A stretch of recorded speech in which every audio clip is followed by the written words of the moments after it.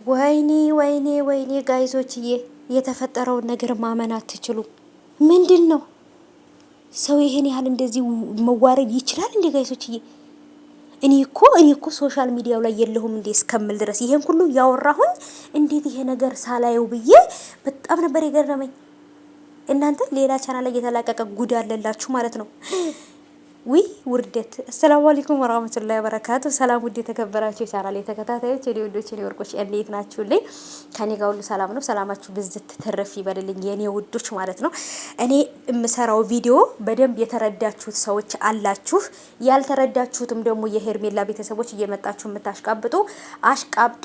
ምንም አይደለም ማሽቃበጥ፣ ያው ዋነኛው ስራችሁ ስለሆነ አሽቃብጡ ማለት የኔ ወዶች። ምክንያቱም ውሸቱ ተደፍኖባችሁ እውነቱ ተደፍኖባችሁ ውሸቱ ተገልጾላችሁ ስለሆነ ያላችሁት በእናንተ ላይ አልፈርድም። ፈጣሪ የጋረደውን አይናችሁን የደፈነውን ጆሮአችሁን እሱ ይክፈትላችሁ ነው፣ ሌላ ምንም አይደለም። ምክንያቱም እውነትን ማየት የተሳናችሁ ዶማዎች ስለሆናችሁና እንደዚህ ይሄን ነገር ምለው ይሄ መጥፎ ኮሜንት ለምታስቀምጡ ሰዎች ነው። እኔ ሱመያ አይበርደኝም አይሞቀኝም። እኔ እውነቱን እናገራለሁ፣ ከመሸበት አድራለሁ። አለቀ። ምንም ብትሉ አይበርደኝም አይሞቀኝም። ሰምታችኋል።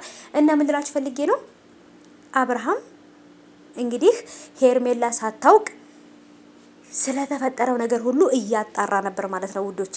እና ይሄን ነገር ደግሞ የተናገረው የራሱ የአብርሃም ጓደኛ አብርሃም ልጁ የሱ አይደለም እያላችሁ የምታወሩት ምናምን እያለ የሩታን ቤተሰቦች ወይም ጓደኞች እያፋጠጠ ነበረ። አንድ ጓደኛው ምን አለ?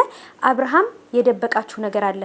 አብርሃም ልጁ የሱ ነው አይደለም የሚለውን ነገር በራሱ ዶክተር ምርመራ እያደረገና እያጣራ ነው። ግን ደግሞ ሄርሜላ ይሄን ነገር አታውቅም አለ።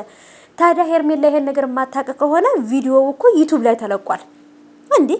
እኔ እኮ ግራ የሚገባኝ ነገር ማለት ነው ጋይሶችዬ፣ አይምሯቸው ይሄን ያህል ተደፍኗል እንዴ? ይሄ ቪዲዮ እኮ አሁን መለቀቅ አልነበረበትም ማለት እንዴ ጋይሶች? እና አብርሃም በጣም ነው የደነገጠው። ምክንያቱም ልጁ እንደጠረጠረው የሱ እንዳልሆነ ስላወቀ ያን ነገር ሄርሜላን ለማስረዳትም ሆነ ወደ ሩታ ለመመለስ ምናምን ነገሮች ዝግጅት ላይ ናቸው ያሉት ማለት ነው። በቃ ገባችሁ አይደለ? ዝግጅት ላይ ግን እኔ ግራ የገባኝ ነገር ምንድነው ዩቲዩብ ላይ ቪዲዮ ከተለቀቀ በኋላ አብርሃም እንደዚህ አድርጎ ሄርሜላን ደብቆ እንደዚህ እያደረገ ነው፣ ግን ደግሞ ቪዲዮውን ዩቲዩብ ላይ ለቀውታል። ወይኔ ፈጣሪ። እኔ እንኳን አንዳንድ ጊዜ ማለት ነው እኔ ራሴ እያወኩኝ እኮ የምናደደው ነገር እኮ ነው። በቃ እያወኩኝ የሚሰሩትን ስራ እያወኩኝ